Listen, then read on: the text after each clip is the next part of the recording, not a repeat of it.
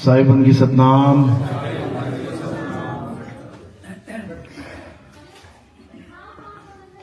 तो आज परमपिता परमात्मा की अपार कृपा से जयपुर में ये मूल ज्ञान का सत्संग होने वाला है। बहुत बड़े भाग होते हैं उन जीवों के जब वो पूरे अपने जीवन काल में एक बार भी इस मूल ज्ञान को सुन पाते हैं, और उससे भी बड़े भाग होते हैं उन जीवों के जो इस मूल ज्ञान को थोड़ा सा भी समझ पाते हैं। क्योंकि हमेशा से कहता आता हूं मैं कि सुनना आसान है, घंटा 2 घंटा बैठ के सुन लिया, लेकिन इसको समझना बहुत मुश्किल है। ये जल्दी समझ में नहीं आता। ये केवल उसकी समझ में आता है जिस पर परमात्मा की कृपा हो, बंदी छोड़ की दया हो, जिस पर कुल के मालिक उस परमपिता परमात्मा की दया हो। नहीं तो ये ज्ञान किसी के समझ में आने वाला नहीं है। बल्कि इस ज्ञान को सुन के इसका विरोध करने लग जाओगे अगर उसकी दया नहीं है आप पे। पूरा विरोध करोगे, जोर शोर से विरोध करोगे, नहीं झूठा ज्ञान है, झूठा ज्ञान है, झूठा ज्ञान है। लेकिन अच्छी बात है, क्योंकि सत्य की शुरुआत, सत्य का स्वागत विरोध से ही होता है। विरोध करना भी अच्छी बात है। क्यों? क्योंकि तुम चाहते हो कि सत्य सत्य की जंग हो ही जाए, तभी तो विरोध कर रहे हो। तो जो विरोध करते हैं वो फिर परख करते हैं कि इतने कॉन्फिडेंस से अगर कुछ बात बोली जा रही है तो आखिर इसमें सार क्या है। उसके बाद खोज शुरू हो जाती है। क्यों विरोध क्यों कर रहे हैं? क्योंकि आज तक उन्हें जो कुछ बताया गया वो उसी को सत्य मान के बैठे हैं। कोई बुराई नहीं है। कोई अगर आपको अच्छी चीज बताए तो उसको अपनाना चाहिए। हिंदुओं के पैदा हो गए तो मंदिर ले गए माता पिता, अच्छी बात है। मंदिर जाके पूजा पाठ कर रहे हो, बहुत अच्छी बात है। मुसलमानों के यहाँ पैदा हो गए, कुरान पढ़ा दी गई, नमाज पढ़ा दी गई, पहुंचा दिया आपको मस्जिद पे, अच्छी बात है। अल्लाह को याद कर रहे हो, अल्लाह को पाना चाहते हो, अच्छी बात है। सिखों के यहाँ पैदा हो गए, गुरुद्वारे पहुंचा दिया गया, गुरबाणी का पाठ कर रहे हो, वाहेगुरु नाम जप रहे हो, अच्छी बात है, बहुत अच्छी बात है। ईसाइयों के आ गए, हालेलुया हालेलुया करने लग गए। ईसाइयों के यहाँ पैदा होके चर्च में जा रहे हो, अच्छी बात है। भगवान का नाम ले रहे हो, ईसा मसीह का नाम ले रहे हो, गॉड का नाम ले रहे हो, अल्लाह का नाम, वाहेगुरु का नाम, अच्छी बात है कि कहीं ना कहीं जुड़े हो, इसमें कोई बुराई नहीं है। लेकिन जो ज्ञान तुम्हें दिया गया है मंदिर में, मस्जिद में, गुरुद्वारे में, चर्च में, उस ज्ञान को परख लो। बस दिया गया है, अच्छी बात है, लेकिन उस ज्ञान को परखो कि उस ज्ञान से मेरा कल्याण होगा कि नहीं होगा। बचपन में जब हम गए थे स्कूल में, आंगनबाड़ी में, तो वहां प्लास्टिक के सेब, प्लास्टिक के संतरे, क्ले मिट्टी के केले, क्ले मिट्टी के अंगूर दिखा दिखा के बच्चों को पढ़ाया जाता था। बच्चों ये क्या है? और बच्चे कहते थे ये केला है, ये अंगूर है, ये आम है। वो बच्चे थे, वो देख रहे थे कि हाँ ऐसे ही केला होता है, ऐसे ही आम होता है। लेकिन अगर आज क्ले मिट्टी का आम आपको पकड़ा दिया जाए हाथ में और आपसे पूछा जाए ये क्या है, तो तुम क्या उसको आम बोलोगे? तुम क्या बोलोगे उसको? मिट्टी बोलोगे। मिट्टी का आम है, नकली आम है, असली नहीं है। असली आम कहां मिलेगा? पेड़ पे टंगा मिलेगा। मिट्टी का आम भी देखा कभी पेड़ पे टंगा हुआ? कभी नहीं दिखेगा वो। तो बड़े होके परख हो जाती है। इसका मतलब ये नहीं कि तुम टीचर से जाके लड़ने लग जाओ। तुम मुझे बचपन में मिट्टी का आम दिखा दिखा के कहते रहे ये आम है, बड़े पापी जीव हो तुम। तो ऐसा नहीं किया। तुम्हारी बुद्धि उतनी थी, तुम्हारी बुद्धि का स्तर उतना था कि उन्होंने नकल को दिखा दिखा के असल से प्यार करना सिखा दिया। तुम राम जी से प्यार करते हो, तुम कृष्ण जी से प्यार करते हो, तुम जिससे भी प्यार करते हो, कैसे करते हो? पत्थर की मूर्तियां पूज के तुम्हें पुजवाया क्या जा रहा है? पत्थर की मूर्ति। और प्यार किससे करवाया जा रहा है? उस राम से जो पत्थर नहीं थे। राम जी पत्थर के थे क्या? कृष्ण जी पत्थर के थे क्या? लेकिन तुम्हारी बुद्धि का स्तर नहीं है। तुम्हारी बुद्धि का लेवल नहीं है कि तुम राम और कृष्ण जी को समझ पाओ, इसलिए क्या कर दिया गया, पत्थर का राम पत्थर का श्याम बना के पुजवा दिया गया। अच्छी बात है, लेकिन कहां तक अच्छी बात है, बस आपने ये जानना है कि ये ज्ञान अच्छी है, अच्छा है, एलकेजी यूकेजी अच्छा है, लेकिन कहां तक? सारी उम्र एलकेजी यूकेजी में रहोगे तो डॉक्टर बन जाओगे क्या? नहीं बन पाओगे। तो कहां तक ज्ञान वो सही है और आगे का ज्ञान क्या है, इसको समझना पड़ेगा।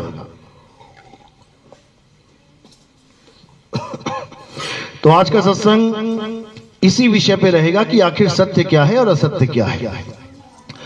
तो आज का सत्संग शुरू करने से पहले परमात्मा के नाम पे जयकारा लगाएंगे।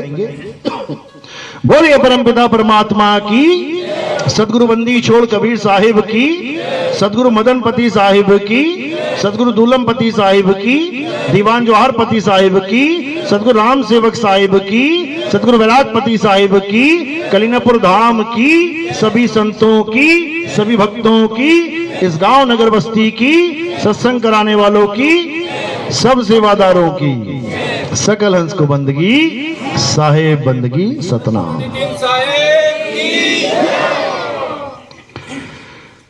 तो बस हमारे जीवन का एक ही उद्देश्य है भाई, हमारे जीवन का एक ही उद्देश्य है। अगर वो तुम्हें पता लग गया तो तुम जीवन सफल कर सकते हो, अगर वो पता नहीं लगा तो तुम कभी जीवन सफल नहीं कर सकते। एक ही उद्देश्य है, ना हिंदू ना मुसलमान ना सिख ना ईसाई, इन चीजों से ऊपर उठ जाओ। चाहे वो हिंदू है, चाहे मुसलमान है, चाहे सिख है, चाहे ईसाई है, सबका उद्देश्य एक है। और वो क्या है? हिंदू है तो राम को पाले, मुसलमान है तो अल्लाह को पाले, सिख है तो वाहेगुरु को पाले, और ईसाई है तो गॉड को पाले। पाना ही उद्देश्य है, जपना उद्देश्य नहीं है। कि हिंदू है तो राम राम जप ले, मुसलमान है तो अल्लाह अल्लाह जप ले, सिख है तो वाहेगुरु जप ले, ईसाई है तो गॉड गॉड जप ले। जपना उद्देश्य नहीं है। अगर जपना उद्देश्य होता, जपने से मुक्ति मिलती, तुमसे ज्यादा तोता जप लेगा नाम। कभी रटवा के देख लेना, तुमसे बढ़िया बार जपेगा, पूरा दिन वही बोलता रहेगा, तो उसकी मुक्ति हो जाएगी क्या? उसका भी तो मुख शुद्ध हो जाना चाहिए। हम लोग कहते हैं नाम जपने से क्या होता है, मुख शुद्ध हो जाता है। अरे तुम कितना ही नाम जप लो, उसके बाद थोड़ा सा रोटी का टुकड़ा जीभ पे लगा के किसी को खिला के दिखाओ जरा, मुख शुद्ध हो गया तुम्हारा। तो खाएगा कोई क्या? कोई नहीं खाएगा, झूठा है। राम राम जप के भी झूठा है। इसका मतलब उस राम नाम में दमी नहीं है जो झूठे को सूचा कर दे। नहीं कर सकता। अभी कोई हरिजन हो, कोई शूद्र हो, पूरा दिन राम राम राम राम कर रहा है, और क्यों कर रहा है? पंडित जी ने कहा है कि मुख शुद्ध हो जाता है। हरिजन के मुंह से लगा हुआ एक निवाला खा के दिखा दे, तेरे ही राम की पूजा कर रहे हैं, तेरा ही राम जप रहे हैं, किसी और का नहीं। खा के दिखा दे कोई ब्राह्मण, तब माने कि मुख शुद्ध हो जाता है। नहीं हो सकता। जिस राम से मुख शुद्ध होगा वो कुछ और है। मुख थोड़ो तुम्हारा जन्म ही शुद्ध हो जाएगा। वो राम क्या है? वो तत्व राम है, वो आत्म राम है। वो ये 52 अक्षरी राम नहीं है कि हिंदी का राम पंजाबी का राम अलग अलग लेके बैठ गए। प्यास लगती है तो पानी से गला गीला होता है, पानी के नाम से नहीं। इस जीवन में आए हो तो पानी पीने के लिए आए हो, तृप्ति तब होगी। लेकिन गलती से पानी के नाम जपने में लग गए हो, इसीलिए ना तो हिंदू को राम मिल रहा है, ना मुसलमान को अल्लाह मिल रहा है, ना सिख को वाहेगुरु मिल रहा है, और ना ईसाई को गॉड मिल रहा है। बस अपने अपने भगवान, अपने अपने अल्लाह को बड़ा करने में लगे हुए हैं। तेरा वाला छोटा, मेरा वाला बड़ा, इसी में लगे पड़े हैं। उससे पूछो कितना बड़ा है, कितने किलोमीटर का है तेरा भगवान, बताइए जरा। नहीं, वो तो कभी नहीं देखा। जब देखा नहीं तो बड़ा छोटे में कैसे आ गए भाई? वो ना बड़ा है ना छोटा है, वो सबका समान है। लेकिन उसको पहचानने के लिए तुम्हें एक नजर चाहिए। कौन सी नजर? जिसको कहते हैं दिव्य दृष्टि। वो वाली नहीं जो अर्जुन को मिली थी, वो नकली दिव्य दृष्टि थी। नकली क्यों थी? क्योंकि उस दिव्य दृष्टि से परमात्मा के नहीं, काल के दर्शन हो गए थे। काल के दर्शन हो गए थे। परमात्मा के दर्शन क्यों नहीं होते पता है? क्योंकि वो दिखने में आता ही नहीं है, वो दिखने में आता ही नहीं है, वो किसी भी दृष्टि से नहीं देखा जा सकता, वो हुआ जा सकता है। और कैसे होंगे? जब सूरत के द्वारा उसमें समा जाएंगे। जब सूरत परमात्मा में समा जाएगी तो तुम वो हो जाओगे जिसको तुम ढूंढ रहे हो। दिखाई नहीं देगा कि तुम्हारे सामने परमात्मा आगे खड़ा हो जाए। अगर परमात्मा को सामने ही खड़ा होना होता, अब तक जन्मों जन्म बीत गए, बीच में आके खड़ा हो जाता ना। हो जा खड़ा बीच में आके, सबको दर्शन दे दे, सबकी मुक्ति हो जाए। ऐसा कोई परमात्मा नहीं है भाई जो सामने बीच में आके खड़ा हो जाए। खड़ा कौन होगा बीच में आके? शरीर। तो शरीर परमात्मा है क्या? नहीं है। शरीर को परमात्मा मत मान लेना। कई लोग कहते हैं कबीर साहब बीच में खड़े हो गए, वो परमात्मा है। कौन से वाले? दाढ़ी मूछ वाले परमात्मा। बता, परमात्मा की भी दाढ़ी मूछ होती है, फिर कभी काली हो जाती है, कभी सफेद हो जाती है।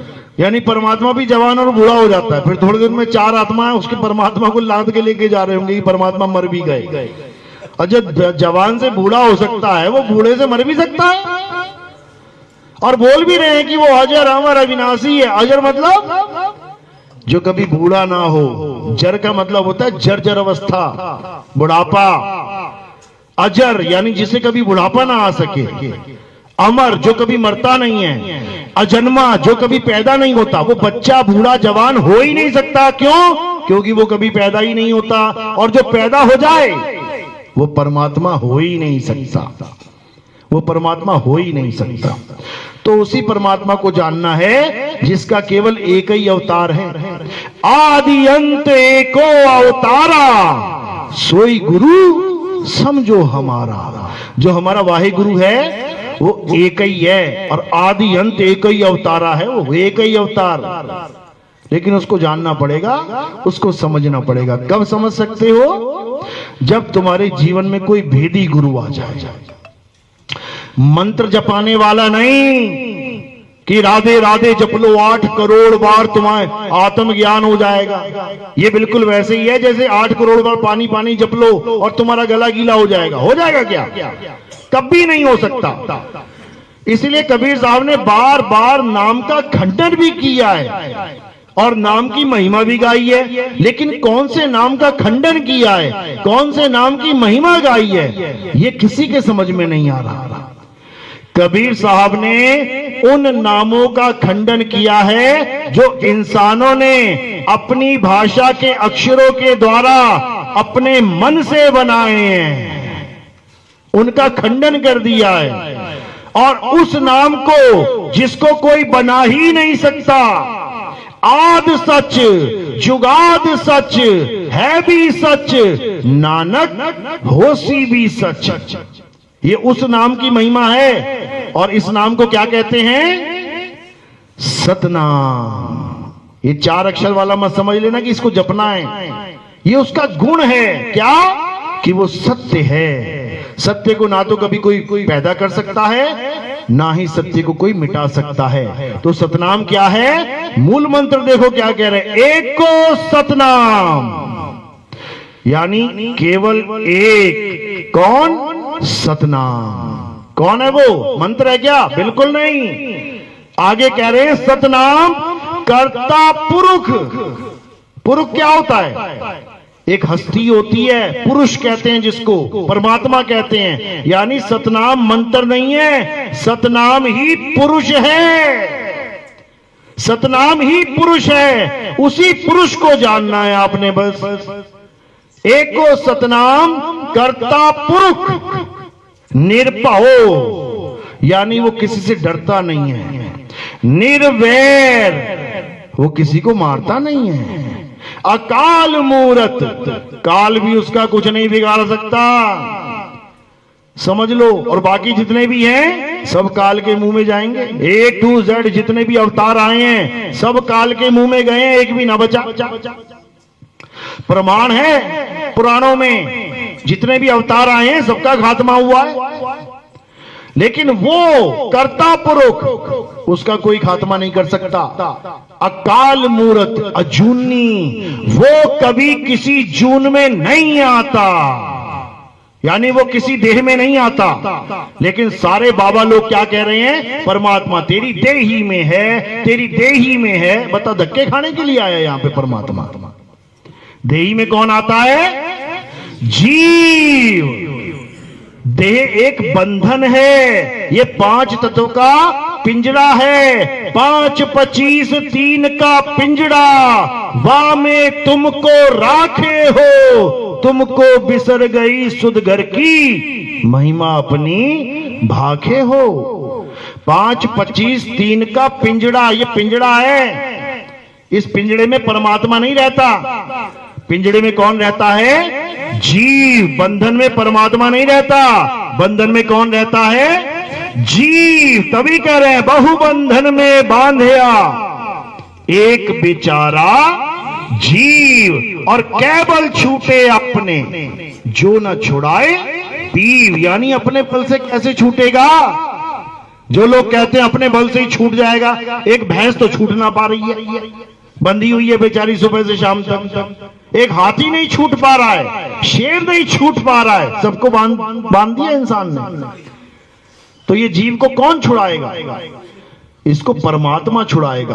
केवल छूटे आपने जो ना छुड़ाए पीव। अब जीव और पीव 2 हो गए यहां पे। जो लोग जीव को परमात्मा मानते हैं, पारक सिद्धांत वाले, ये कभी भी पीव की बात ही नहीं करते। कहते पीव नाम की कोई चीज नहीं है, जीव ही जीव है बस। यानी गधे कुत्ते बिल्ली बकरा हाथी घोड़ा बनते रहो, कभी मुक्ति होने वाली नहीं है। क्यों? क्योंकि ये जीव और प्रकृति यानी जड़ को, दोनों को अनादि मानते हैं। यानी अनादि मतलब जो शुरू से था। और कबीर साहब ने क्या बोला है? जो शुरू से था वो कौन है? परमात्मा। यानी यहां पर 2 हो गए शुरुआत में। यानी कितने परमात्मा हो गए? 2 अनादि हो गए। तो साहिब क्या कह रहे हैं? अरे भाई रे 2 जगदीश कहां से आया और कहो कौन बौराया? ये इन्हीं लोग के लिए बोल रहे हैं, इन्हीं को कह रहे काहे बौरा गए तुम लोग? क्योंकि ये जड़ चेतन दोनों सत्ता को सत्य मान बैठे हैं। जबकि जड़ क्या है? माया है, प्रकृति है। जड़ एक सपना है, ये स्वप्न है। कह रहे सूरज को कौन बना सकता है, धरती को कौन बना सकता है? ये पहले से ही था। बताओ, तुम्हारे सपने में भी आता है, महल तुम्हारे सपने में भी आता है, जंगल तुम्हारे सपने में भी आता है, समुंदर वो किसने बनाया? जाओ खोज के आओ, वो भी पहले से ही था। अरे ये जड़ और सरगुण निर्गुण ये दोनों कल्पना है। जड़ यानी स्थूल और सपना यानी सूक्ष्म, ये कल्पना है। तुम इसको कैसे सत्य मान बैठे? तुम इसको कैसे अनादि मान बैठे? लेकिन नहीं समझ में आ रहा है। वाणी गा रहे हैं, उमा कहूं मैं अनुभव अपना, सत हरि भजन जगत सब सपना। और सपने के जगत को सत्य मान बैठे। सपने में भोले शंकर मिले, सपने में यानी जगत में भोले शंकर मिले, जगत में राम जी मिले। अयोध्या कहां है? जगत में ही है ना। और जगत क्या है? सपना। तो सपने में राम जी आ गए, सपने में कृष्ण जी आ गए, तो सपने का एक अंग सपना होगा, ये सत्य होगा। सपना तुम्हारे माँ, तुम्हारे बाप, तुम्हारा भाई, तुम्हारा बहन, तुम्हारा सारी दुनिया एक सपना है। सपने में जो भी मिल रहा है वो सपने का ही अंग है। सत्य क्या है? सत्य हरि भजन। यानी जो गुरु तुम्हें नाम देगा वो तुम्हें सपने से परे का नाम देगा, वो सपने वाला नाम नहीं देगा। यानी जो कुछ तुम सपने में देख रहे हो गुरु उससे तुम्हें छुड़वा देगा। तुम्हें मंदिर दिख रहा है ना दुनिया में, दुनिया क्या है? सपना। मंदिर भी सपने में ही है, छुड़वा देगा सपना। मस्जिद दिख रही है ना, दुनिया में दिख रही है ना, सपना है ना, मस्जिद छुड़वा देगा। चर्च दिख रही है ना, गुरुद्वारा दिख रहा है ना, कहां दिख रहा है? सपने में, छुड़वा देगा। ये सारे नाम जितने भी दिख रहे हैं, का खा गा आ ई ऊ, राम अल्लाह वाहिगुरु गॉड, कहां दिख रहे हैं? ये सपने में, इसको भी छुड़वा देगा। ये सारी आवाजें जितनी भी तुम सुन रहे हो ये सारी आवाजें सपने में हैं, इसको भी छुड़वा देगा। और क्या लिखाएगा? सतहन। अब ये हरि उसको मत समझ लेना जिसको तुमने हरि मान लिया है। विष्णु जी, हरि का मतलब होता है जिसकी वजह से तुम्हारी काया हरी भरी है, वो है हरि असली। जिसने सबको हरा भरा कर रखा है, उसने छोड़ दिया ना तो ये हरा भरा सूख जाएगा काम। उस हरि को भजना है जिसकी वजह से हम सब हरे भरे हुए बैठे हैं। सत हरि भजन। और वो क्या है, कौन है? उसको आत्म राम कहते हैं। आत्म राम समझ लो, दशरथ पुत्र राम नहीं, आत्म राम। दशरथ पुत्र राम तो केवल अयोध्या में आए थे और श्रीलंका तक गए थे। अमेरिका गए कभी? वो जर्मनी गए थे क्या? कभी जापान गए? कभी इटली गए? कभी फ्रांस गए? कभी रशिया गए? तो फिर वहां कौन सा राम है? वो किसको राम कहें? ये तो केवल तुम्हारे देश में है, उनके देश में कोई और राम आएगा क्या? वो राम हर घट में विराजमान है। तुझ में राम, मुझ में राम, सब में राम समाया, और सबसे कर लो प्रेम, जगत में कोई नहीं पराया। उस राम को जान जो तुझ में भी है और मुझ में भी है। जब वो तुझ में भी है और मुझ में भी है, तो बताओ रामनवमी को मैं कहां जाऊंगा राम को ढूंढने? राम जी की पूजा करने में रामनवमी को कहां जाऊंगा? कौन से मंदिर में जाऊंगा? कौन सी अयोध्या में जाऊंगा? किसी को समझ में नहीं आ रहा। राम जी का मंदिर और कोई नहीं है, ये मन ही मंदिर है उसका। समझ लो, मंदिर सत्य है कि राम सत्य है? राम सत्य है, ये मंदिर है उसका। मन के अंदर ये मंदिर है, लेकिन मंदिर सत्य नहीं है, आना यहीं पड़ेगा। लेकिन भेदी गुरु समझा देगा तुम्हें राम जी कहां बैठे हैं। तुम्हारे दादाजी छत पे धूप सेक रहे हैं और तुमने पूछा अपनी माता को, दादाजी कहां हैं? घर में है। और तुम गए घर में, सारे कमरे छान मार के आ गए, और घर में तो है नहीं, क्यों झूठ बोल रहे हो? तो वो है तो घर में, लेकिन घर से परे हैं, वो परे हैं। उसका भेद भेदी गुरु बताता है कि घट में होते हुए भी घट से न्यारा कैसे है। यानी तुम्हारे पास होता हुआ भी तुमसे दूर कैसे है। साहिब का घर दूर है जैसे पेड़ खजूर, और ज्ञानी जन के पास में अज्ञानी से दूर। ज्ञानी के तो बिल्कुल पास में है भाई, लेकिन अज्ञानी से बहुत दूर है। तो अज्ञानी को अगर ज्ञानी बना दिया जाए तो वो परमात्मा फिर कहां आ जाएगा? पास में। मोको कहां ढूंढे रे बंदे, मैं तो तेरे पास में। अब मिलेगा किसको? जपी को या तपी को? कह रहे हैं नाम है जप में। ये जितने वृंदावन में बैठे हुए हैं, राधे राधे राधे राधे जप लो, जीवन बर्बाद कर रहे हैं तुम्हारा। जो बैठे हैं अयोध्या में, राम राम राम जप लो, जीवन बर्बाद कर रहे हैं तुम्हारा। जो बैठे हैं काशी में, ओम नमः शिवाय जप लो, जीवन बर्बाद कर रहे हैं तुम्हारा। जो बैठे हैं काबे में, मक्का मदीना में, अल्लाह अल्लाह कर लो, जीवन बर्बाद कर रहे हैं तुम्हारा। क्यों? 52 अक्षरों से जोड़ रहे हैं तुम्हें, नाम से जोड़ रहे हैं। नाम कौन सा? इंसानों के द्वारा बनाया हुआ नाम। और जोड़ना किससे था? सतनाम से जोड़ना था। तुम्हें तुम्हारी आत्मा से जोड़ना था। इसीलिए गीता में समझाया गया, हे अर्जुन, अध्याय 3 17वां श्लोक पढ़ लेना। अगर भगवान ने आंखें दी हैं तो देख लेना, और बुद्धि दी है तो लगा लेना। क्या कह रहे हैं? हे अर्जुन, जो अपनी आत्मा में रमण करते हैं, जो अपनी आत्मा में तृप्त हैं, जो अपनी आत्मा में संतुष्ट हैं, उनके लिए कोई धार्मिक कर्म कर्तव्य लागू ही नहीं होता। लगा के दिखाओ तुम। जब कोई धार्मिक कर्म कर्तव्य उस इंसान पे लागू ही नहीं होता जो आत्मज्ञान को प्राप्त करता है, तो कौन सी पूजा, कौन सा पाठ, कौन सा राम राम, कौन सी राधे राधे, कौन सा अल्लाहू अकबर, कौन सा वाहिगुरु वाहिगुरु, ये सारे नाम, ये सारे मंत्र उसे नहीं चाहिए, क्योंकि उसने उस तत्व को प्राप्त कर लिया है जिस तत्व को परम तत्व कहते हैं। और ये परम तत्व कैसे मिलेगा? अध्याय 4 34वां श्लोक पढ़ लेना, आंखें दी हैं तो खोल खोल के। क्या कह रहे हैं? हे अर्जुन, जो ज्ञान तुम्हें मैं समझा रहा हूं, जो सत्य की बात मैं तुम्हें बता रहा हूं, उस सत्य को जानने के लिए, यानी उस तत्व को जानने के लिए तुम ऐसे तत्वदर्शी संत की शरण में जाओ जिसने उस परम तत्व को जान लिया है। जिसने उसको जाना है वही तुम्हें जनवा सकता है। और तुम अगर जपी के पास पहुंच गए, राम राम जपने, राधे राधे जपने, तो तुम कभी उस तत्व को प्राप्त नहीं कर पाओगे। हे अर्जुन, जो उस परम तत्व को प्राप्त नहीं कर पाता वो नाना प्रकार की योनियों में भ्रमण करता है। कुत्ता, बिल्ली, हाथी, घोड़ा, बकरा, पता नहीं क्या क्या बनना पड़ेगा। और ये मत सोचना किसने देखा, अभी निकल के जाओ, बाहर दिखने लग जाएंगे तुम्हें। अभी तुम्हें 2 4 5 गली में कुत्ते दिख जाएंगे, उनसे पूछ लेना, भैया तू कुत्ता क्यों बन गया? मैं तो आदमी बना हुआ था। तू काहे कुत्ता बन गया?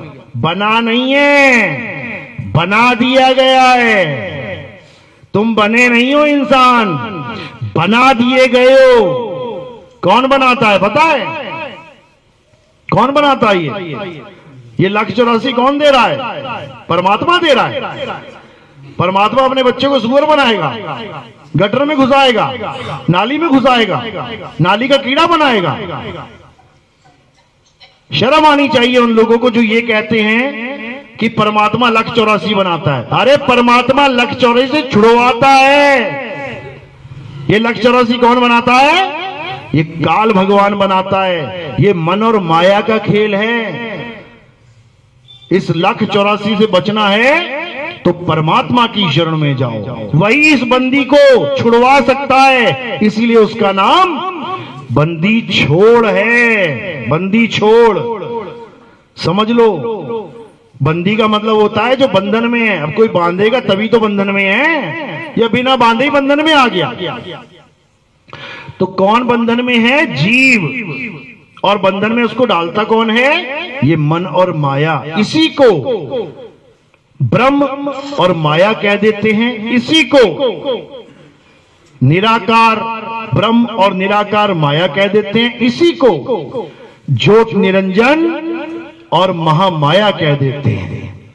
इन्हीं का राज है इस 3 लोक में। तो कबीर साहब समझा रहे हैं 184 भुगत के अब पौपे अटके आए, अब की पासा ना पड़ा तो फिर 84 जाए।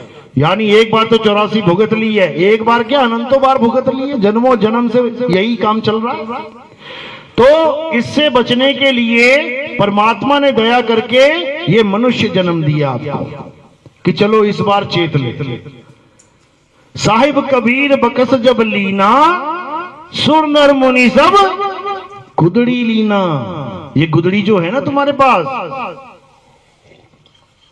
ये परमात्मा की कृपा से होता है। 184 जून सवाई, ये किसी और का काम है। मानस को प्रभ दी वडे आई, ये किसी और का काम है। इस पौड़ी ते जो नर चूके, आए जाए दुख पाए। ये परमात्मा का काम है। तुम्हें इंसान जन्म दे दिया गया है। अब तुम्हारा क्या फर्ज बनता है कि तुम उसके असली नाम को जान लो। कहते ना एक तू सच्चा, ये तो सबको पता है। तेरा नाम सच्चा ये ढूंढना है, क्योंकि तेरा नाम सच्चा के साथ तेरा नाम कच्चा वाला भी मार्केट में चल रहा है। एक सच्चा है और एक कच्चा है। एक असली हीरा है, वो सच्चा है, पक्का है, घन की चोट सह लेगा। और एक नकली हीरा है, वो 2 मिनट लगेंगे उसको चूरा चूरा हो जाएगा। तो पक्का नाम और कच्चा नाम, इसको समझना पड़ेगा। सिखों में कहते हैं ना, ये पक्की वाणी है, ये कच्ची वाणी है। वो इस भेद को नहीं जानते कि कच्ची वाणी पक्की वाणी कहते किसे हैं। वो ये समझते हैं कि जो गुरु ग्रंथ साहब में वाणी दर्ज है वो है पक्की वाणी, और जो गुरु ग्रंथ साहब में नहीं है वो है कच्ची वाणी, जबकि ऐसा नहीं है, ऐसा बिल्कुल नहीं है। कबीर साहब के मान के चलो 5 लाख श्लोकों में से 5 लाख भी कम बोल दिए होंगे मैंने, इतने श्लोक बोले उन्होंने, इतने दोहे बोले, उनमें से मात्र 500 उठा लिए गए। कितनी वाणी है गुरु ग्रंथ साहब में? 500 श्लोक उनके डाल दिए गए। अब तो क्या 500 जो डाले गए 5 लाख में से वो पक्के हो गए और बाकी के वो कच्चे हो गए? ऐसा नहीं है भाई।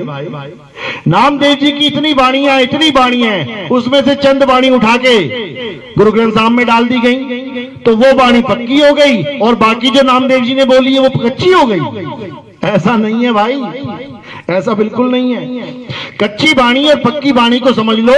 कच्ची वाणी टूट जाती है और पक्की वाणी अखंड है। कबीर साहब समझा रहे हैं, अखंड साहिब का नाम और सब खंड है, खंड मेर सुमेर, खंड ब्रह्मंड है। कबीर साहब समझा रहे हैं कि पक्की वाणी क्या है? केवल परमात्मा का सच्चा नाम पक्की वाणी है, और बाकी ये 52 अक्षरों के द्वारा लिखी जाने वाली वाणी कच्ची वाणी है। इन 52 अक्षरों के द्वारा सारे ग्रंथ भर डाले, कच्ची वाणी है। अंग नंबर 340 पे गुरु ग्रंथ साहब में क्या लिखा है? 52 अक्षर लोक त्रय, सब कुछ इन्हीं माही, ये अक्षर खिल जाएंगे। अगर पक्की वाणी है तो कैसे खिल जाएंगे? अगर ये पक्की वाणी है तो कैसे खिल जाएंगे?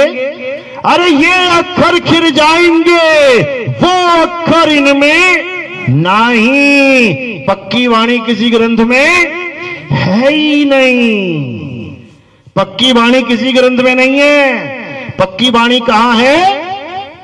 पक्की वाणी तुम्हारे घट में विराजमान है। उस घट में जो वाणी है, जिसको धुर की वाणी कहते हैं, जब उसका ज्ञान तुम्हें हो जाएगा, क्या कहते हैं? धुर की वाणी आई, जिन सगली चिंत मिटाई। सारी चिंताएं खत्म हो जाएंगी अगर वो धुर की वाणी से तुम जुड़ गए। और ये कौन सी वाणी है? ये 52 अक्षर वाणी है, जोड़ तोड़ के बनाई गई वाणी है। का में आ का डंडा, का में ई की मात्रा, आ में ये, ऊ में ये, लगा लगा के स्वर और व्यंजन बना डाली। अब साहिब यही समझा रहे हैं, गुरु ग्रंथ साहब में वाणी आती है 52 अक्षर जोरे आन। कौन जोड़ रहा है? कौन जोड़ रहा है? 52 अक्षर जोरे आन। कौन जोड़ रहा है? ये सारे इंसान जोड़ रहे हैं। हिंदी भाषा वालों ने हिंदी के अक्षर जोड़ दिए, तोड़ दिए। पंजाबी वालों ने पंजाबी के जोड़ दिए, अंग्रेजों ने अंग्रेजी के जोड़ लिए, अरबियों ने अरबी के जोड़ लिए।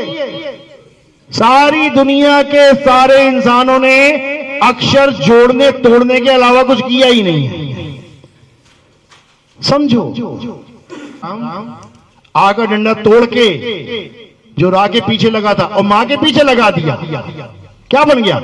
रमा, यानी जोड़ा तोड़ा, नाम बदल गया। जो बदले सो माया। ये नाम बदल जाएंगे, ये अक्षर खिल जाएंगे, वो अक्षर इनमें नहीं, उसको जानना है।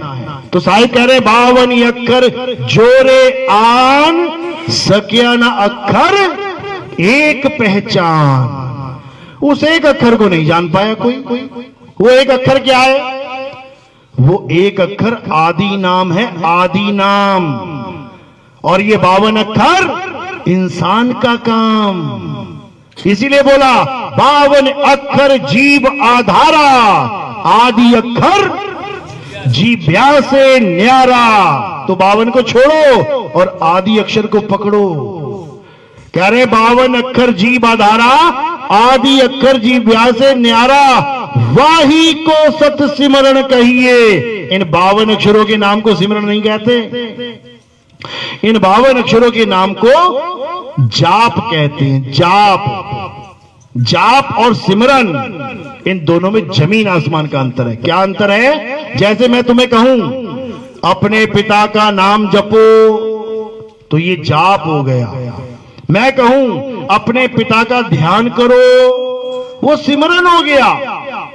सिमरन यानी ध्यान करना। सिमरन वर्ड कहां से आया है? स्मरण से। स्मरण, स्मरण, सिमरण। स्मरण का मतलब क्या होता है? याद करना। कहते तेरी स्मरण शक्ति बहुत तेज है, यानी तेरी याददाश्त बहुत तेज है, तू हर चीज को याद कर सकता है। इसी प्रकार परमात्मा के नाम को याद किया जाता है, सिमरन किया जाता है, जपा नहीं जाता। जपने वाले नाम इंसानों के द्वारा बनाए जाते हैं। तो इसी सिमरन के ऊपर साहिब ने इतनी वाणियां बोली, लेकिन कोई समझ ही नहीं पाया। बाबा नानक कह रहे एको सिमरो नानका जो जल थल रहा समाए, और वाही को क्यों सिमरिए जो जम्मे ते मर जाए। उसका सिमरण क्या कर रहा है? जो पैदा होता है और मर जाता है, उसका सिमरण कर, जिसकी वजह से ये जल थल, ये क्या है? ये 5 तत्व हैं, जिसकी वजह से ये 5 तत्व जीवित हुए बैठे हैं, जिसकी वजह से ये काया जीवित हुई बैठी है। उस आत्म तत्व को जान। तत्व ज्ञान है ये, मंत्र ज्ञान नहीं है। तो साहिब क्या कह रहे हैं? 52 अक्षर जोरे आन, सके न अक्षर एक पहचान। सत्य का शब्द, 2 चीजें आ गई। एक आ गया सत्य, सा और ता। एक है सत्य का शब्द। अब ये शब्द क्या है? यानी सत्य का शब्द, यानी सच्चा कौन? शब्द। झूठा कौन? शब्द। कौन सा झूठा, कौन सा सच्चा? इन दोनों को जान लो। बोलने लिखने पढ़ने वाला झूठा, और सिमरन करने वाला सच्चा। पानी पानी जपना झूठा, और पानी पीना सच्चा। पानी पानी जपना नाम है, और पानी पीना तत्व ज्ञान है। तत्व की बात चल रही है। तो क्या कह रहे हैं? सत्य का शब्द कबीरा कहे, पंडित होए सो अनपढ़े रहे। पंडित जन को एवं व्यवहार, और ज्ञानवंत को तत्व विचार। यानी ज्ञानवंत कभी अक्षरों के चक्कर में नहीं पड़ेगा, 52 अक्षरों के चक्कर में, जोड़ने तोड़ने वाले अक्षरों में। ज्ञानवंत को तत्व विचार, यानी ज्ञानवंत अपने तत्व ज्ञान को धारण करेगा। इसी को भी गीता में बोला गया है। अर्जुन, 4 प्रकार के मेरे भगत हैं। पहला कौन है? जो दुनिया की चीजों के लिए, दुनियावी पदार्थों के लिए मेरी भक्ति करता है। हे कृष्ण जी मुझे नौकरी मिल जाए, हे कृष्ण जी मेरी शादी हो जाए, हे कृष्ण जी मेरा मकान बन जाए। है तो मेरा ही भगत, लेकिन बहुत लो लेवल भगत है, इसका कुछ नहीं होने वाला। ये संसार की इच्छा करता करता संसार में ही रह जाएगा। दूसरे नंबर का भगत होता है जो विपत्ति में मुझे याद करता है। कहीं पंगा हो गया, झगड़ा हो गया, अब लोग आ रहे हैं मारने, हे कृष्ण जी एक बार बचाए लो। चोरी करता पकड़ा गया, हे भगवान एक बार बचाए लो। है तो मेरा ही भगत, मुझे ही याद कर रहा है, लेकिन बहुत लो लेवल का भगत है, नहीं चाहिए। तीसरा भगत कौन है? जो मेरी लीलाओं को देख के, जो मेरे जितनी कथाएं हैं उनको सुन के आकर्षित हो जाता है, जिज्ञासु हो जाता है। अच्छा कृष्ण जी ने एक उंगली पे पहाड़ उठा दिया, अच्छा कृष्ण जी ने बकासुर को मार दिया, अच्छा कृष्ण जी ने पूतना को मार दिया। कहते हैं ये भी मेरा ही भगत है, लेकिन लो लेवल भगत है। अब जो चौथा है वो क्या है? हे अर्जुन, चौथे प्रकार का भगत मेरा ज्ञानी भगत है। वो इन कथाओं में और इन चक्करों में नहीं पड़ता, वो मुझे तत्व के द्वारा जानता है, और जो मुझे तत्व के द्वारा जानता है हे अर्जुन, वो मेरा ही रूप हो जाता है। यानी वो तत्व ज्ञान को प्राप्त कर लेता है। वो समझ जाता है कि कृष्ण जी शरीर नहीं है, लिखा है उसमें कि हे अर्जुन, जो मुझे नर रूप में जानते हैं, कि कृष्ण जी कौन है? आदमी है। राधा जी कौन है? औरत है। कहते ये बुद्धि रखने वाले जीव ये महाअज्ञानी जीव हैं, ये मूल बुद्धि जीव है, जो मुझे एक नाशवान देह मान लेते हैं। कैसे नाश हुआ था? देह का तीर लगा था। कृष्ण जी मर गए? मर गए? अरे तीर लगा तो मर ही गए होंगे। मरे का तो मंदिर बना हुआ है गुजरात में, तुम कह रहे हो मरे नहीं। मरे का मंदिर बना रखा है वहां पे कि यहीं पे तीर लगा था, यहीं पे देह त्याग हुआ था, यही देह खत्म हो गई थी, और तुम कह रहे हो मरे नहीं। किसके तीर लगा था? शरीर के। और कृष्ण जी शरीर है ही नहीं, ये कौन जानता है? ये केवल एक तत्वज्ञानी जानता है। और जो तत्वज्ञानी ये जान लेता है कि कृष्ण जी शरीर नहीं आत्मा है, तो उसकी नजर में रावण भी कभी नहीं मरा, उसकी नजर में कंस भी कभी नहीं मरा, उसकी नजर में मेघनाद भी कभी नहीं जला। ये तुम हर साल जलाते हो ना, ये मूर्खों की मंडली है, समझ लो। कृष्ण जी कह रहे हैं, हे अर्जुन, ये जितने भी शरीर धारण करके तुम्हें दिखाई दे रहे हैं रणभूमि में, इनके शरीर तो मरेंगे, पर ये सब अमर हैं, ये सब अमर हैं। ये एक शरीर को छोड़ेंगे और दूसरा शरीर धारण कर लेंगे, जब तक ये अपने आप को शुद्ध आत्मा करके नहीं जान लेते। अभी क्या है वो लोग? जीवात्मा। अभी तक वो जीवात्मा है, इसीलिए अपने आप को आदमी और औरत मान के बैठे हैं। अभी तक जीवात्मा है, इसीलिए कृष्ण जी को आदमी और राधा जी को औरत मान के बैठे हैं। जिस दिन ये अपने आप को शुद्ध आत्मा करके रूप जान लेंगे, उस दिन इनके लिए कृष्ण जी और राधा जी शरीर नहीं रह जाएंगे। इनके लिए ना तो कभी शरीर पैदा हुआ, कृष्ण जी पैदा हुआ, और ना ही कभी कृष्ण जी का अंत होगा। इनके लिए शरीर पैदा हुआ और शरीर का अंत होगा। तो ये ज्ञान कब होगा? जब तुम्हारे जीवन में कोई आत्मज्ञानी गुरु आ जाएगा। ये जपी तपी सन्यासियों के बस की बात नहीं है भाई। वो तो कृष्ण जी छोड़ो, पत्थर को भगवान मान के बैठ गए। समझ लो, पत्थर कभी भगवान नहीं हो सकता, कभी नहीं, कभी भी नहीं हो सकता। जड़ है, चल नहीं सकता, खा नहीं सकता, पी नहीं सकता, बोल नहीं सकता। इसलिए आत्मा को जानो, आत्मा ही सत्य। तो अब क्या करना है? अब हमने ऐसे गुरु को धारण करना है जो हमें हमारी आत्मा का ज्ञान दे, ना कि हमें किसी और का नाम जपवाए। अच्छे से समझ लो, हमें हमारी आत्मा का ज्ञान दे मतलब हमें हमारा अपना पर्सनल नाम दे। मुझे मेरा निज नाम दे, मुझे मेरे नाम के बारे में बताए कि मेरा नाम क्या है। मुझे भगवानों के नाम बहुत सारे याद है, गुरुजी से ज्यादा मैं रट के बैठा हूं। गुरुजी को तो 4 5 7 आते होंगे। कहो चेले जी को 108 नाम पता और राम जी के गुरुजी ना बता पाए, तो गुरु से बड़ा तो चेला ज्ञानी हो गया।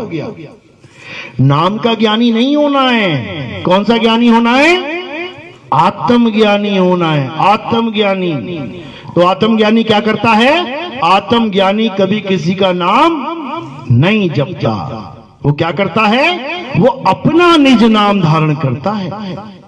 इसीलिए कबीर साहब ने वाणी में बोला, 3 गुणों की भक्ति में ये भूल पड़ा संसार, और कहे कबीर निज नाम बिन। किसके नाम बिन?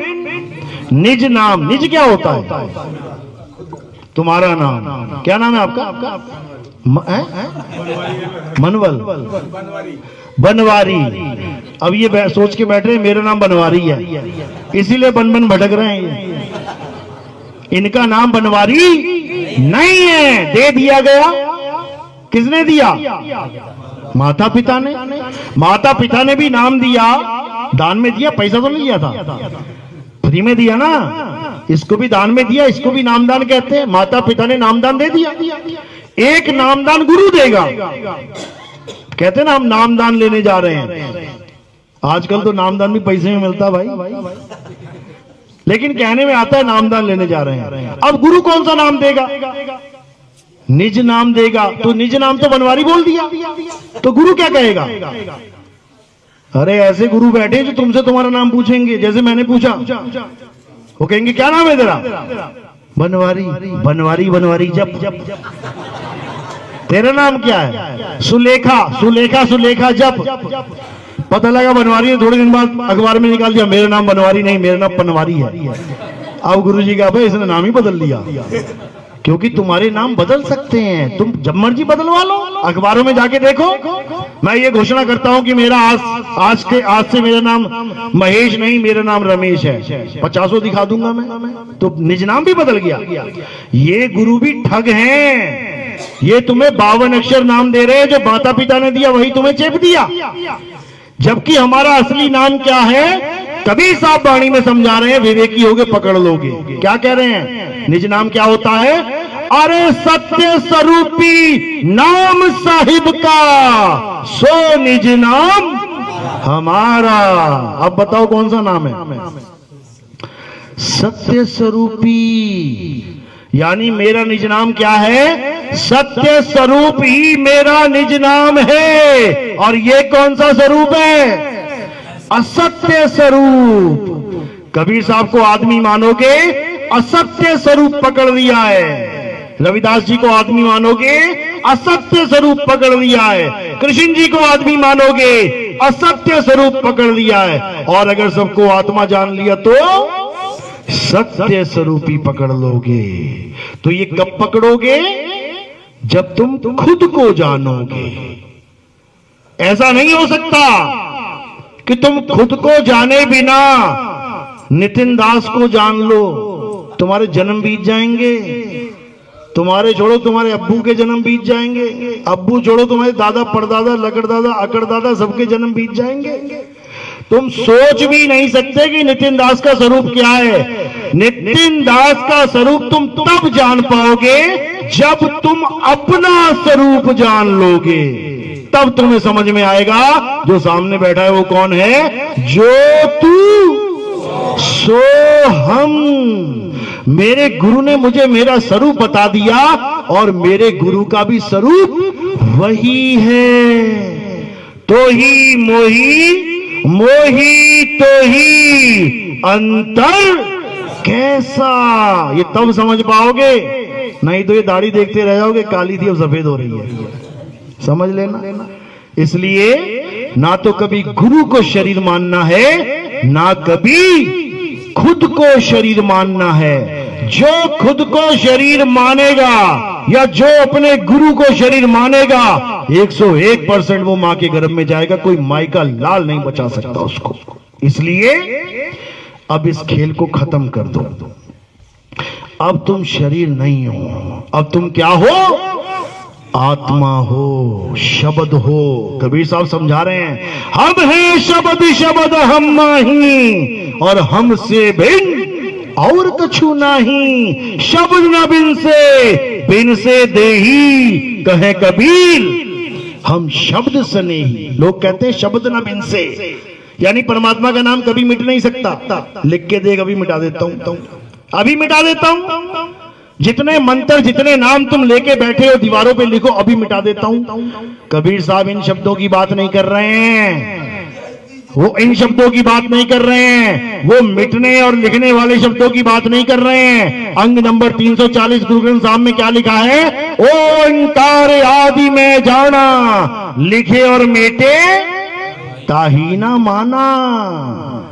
मैं उसको नहीं मानता जो लिखने और मेटने में आ जाए, मैं उसको जानता हूं जो आद सच, जुगाद सच, है भी सच, नानक होसी भी सच। इसके अलावा सब झूठ है, सब झूठ। तो जब तक अपने स्वरूप को नहीं जान लोगे, तब तक भूल जाओगे तुम्हें निज नाम मिला है, तुम्हें मंत्र मिल गया है, मंत्र ज्ञान। और कबीर साहब क्या कह रहे हैं? तंत्र मंत्र सब झूठ है, इनमें ना उलझे कोई, सार शब्द जाने बिना कागा हंस ना होए। अब ऐसे भी गुरुजी बैठे हैं जो कान में सार शब्द टपका देंगे तुम्हारे, कहेंगे जरा बेटा तुम जाओगे, कान में कहेंगे फू, चलो जी हो गया सार शब्द। फू नहीं, ये थू है, ये थू है, ऐसे नाम पे थू है। इसको कनफुक्का गुरु कहते हैं। कबीर साहब कह रहे कनफुक्का गुरु हद का और बेहद का गुरु और जब बेहद का गुरु मिले तब लहे ठिकाना ठौर, तब मिलेगा वो गुरु, तब मिलेगा वो परमपिता परमात्मा, जब तुम्हें सार शब्द का भेदी गुरु मिल जाएगा। और जो लोग कहते हैं सार शब्द नाम की कोई चीज नहीं होती, अज्ञानी जीव है। कबीर साहब क्या समझा रहे हैं? सार शब्द गही बाची हो मानो एतबारा, अक्षर पुरुषिक पेड़ और निरंजन वाकी डारा। कह रहे अगर बचना चाहते हो काल जाल से तो सार शब्द को जान लो भाई। बिना सार शब्द के ये काल हारने वाला नहीं है। एक कुत्ते को नहीं हरा सकते तुम। लड़के देख लेना पिटबुल से, तुम्हारी नानी याद करवा देगा वो। लेकिन अगर तुम्हारे पास लठ है ना, खींच के मार देना एक बार सिर पे, ना टाउ टाउ करने लगा तो नाम बदल देना मेरा। कुत्ते को भी लठ चाहिए, तो वो तो काल है, मंत्रों से हार जाएगा क्या? तुम कुत्ते को मंत्रों से कंट्रोल नहीं कर सकते, तो वो तो काल है, किससे हारेगा? कहते हैं सार शब्द आए जही विधि हाथा, तेही विधि काल नवावे माथा।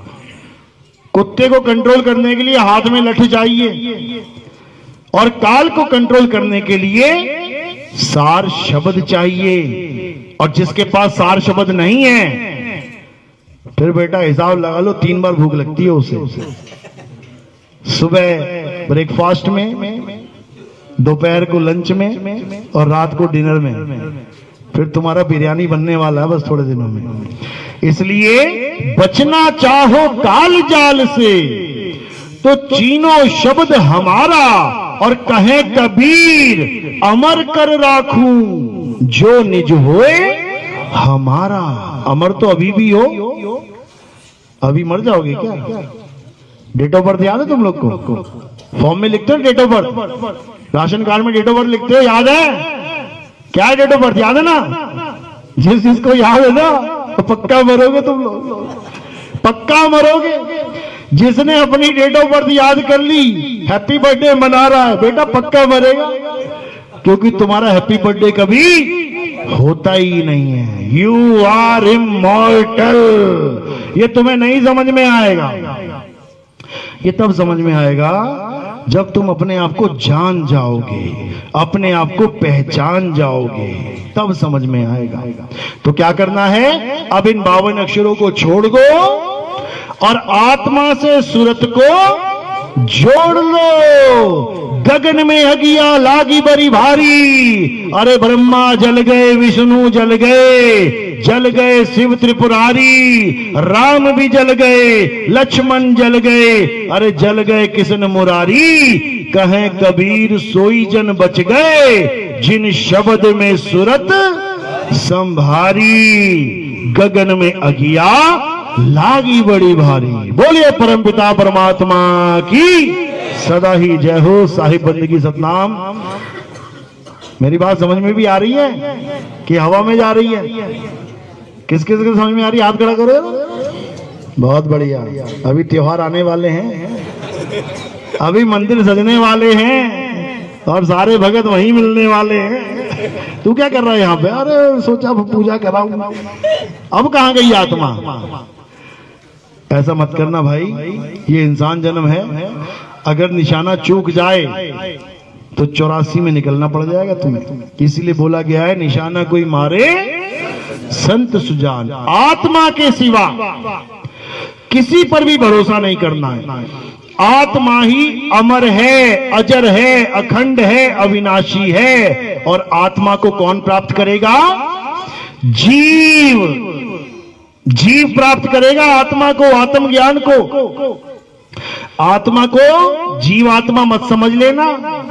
आत्मा सो परमात्मा, यानी उच्चतम अवस्था को आत्मा कहते हैं और नीचे की अवस्था को जीव कहते हैं। इसको अच्छे से समझ लेना है। चलो तो आज का सत्संग यही समाप्त करते हैं।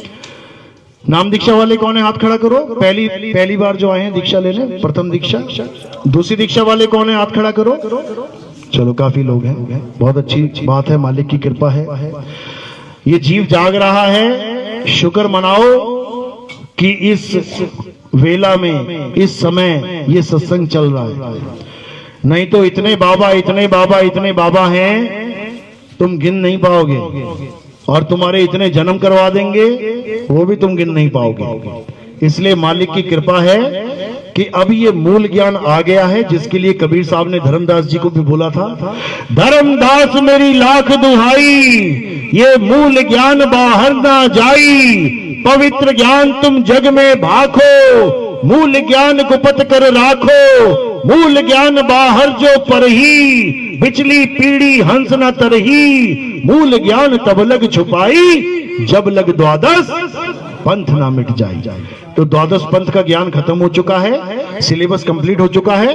अब आगे डिग्री कॉलेज में जाना है भैया, 12 से आगे कॉलेज ही होता है, तो अब डिग्री कॉलेज में जाना है और ग्रेजुएट बन के निकलना है। चलो बोलिए परमपिता परमात्मा की सदा ही जय हो। साहिब बंद की सतनाम। अब आरती का समय। आरती कैसे करते हैं समझ लो। हमारे यहाँ कोई भी आरती किसी कैलेंडर, फोटो या किसी पत्थर की मूर्ति की नहीं होती। हमारे यहाँ आरती किसकी होती है?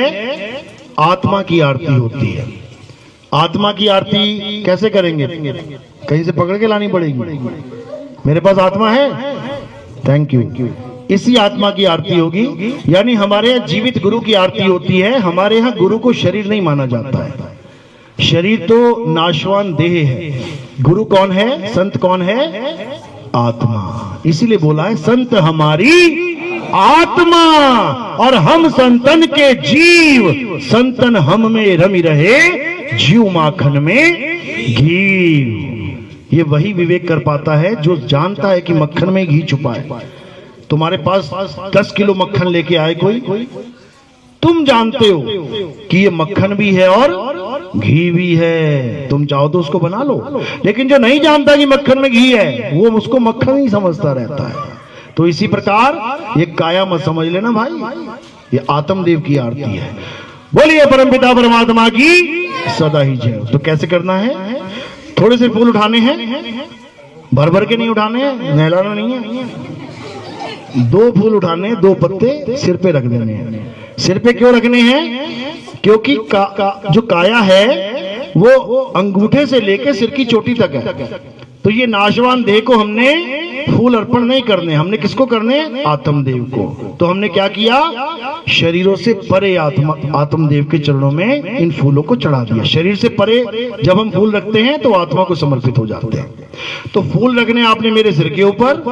और कोई प्रचार प्रसार में योगदान करना चाहता है, क्योंकि आपको पता है कि हमारा प्रोग्राम टीवी पे भी आता है। आप सुबह सुबह देखेंगे साधना चैनल और ईश्वर टीवी, आपको मैं दिखाई दूंगा उसमें, मतलब मेरी काया दिखाई देगी। तो मेरी काया वहां क्या बोल रही होगी? बाकी बाबा भी दिखाई देंगे, वो क्या बोल रहे होंगे?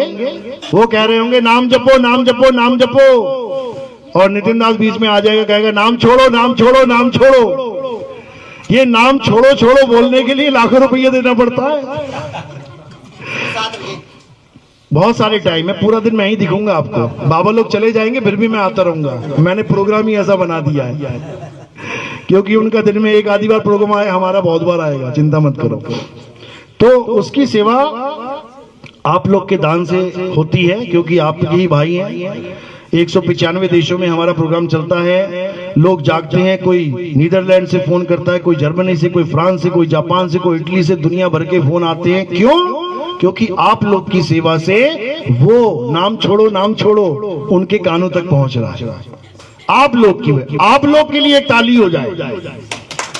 आप लोग हो भाई, हम नहीं है। अन्नपूर्णा यज्ञ कर डाला, अन्नपूर्णा वो चला दिया बाबा जी ने। बाबा जेल में बैठा है, बाबा जेल में पैसा भेज रहा है क्या? भक्तों का पैसा है, भक्तों का नाम आना चाहिए, भक्तों को भगवान बनाना चाहिए। और बाबा जेल में बैठा भगवान बना हुआ है। कमाल हो गई। भक्तों का पैसा भक्तों के लिए जा रहा है तो ताली किसके लिए बननी चाहिए? भक्तों के लिए। भक्तों को बना दिया बिल्कुल जीरो और कैदी को बना दिया भगवान।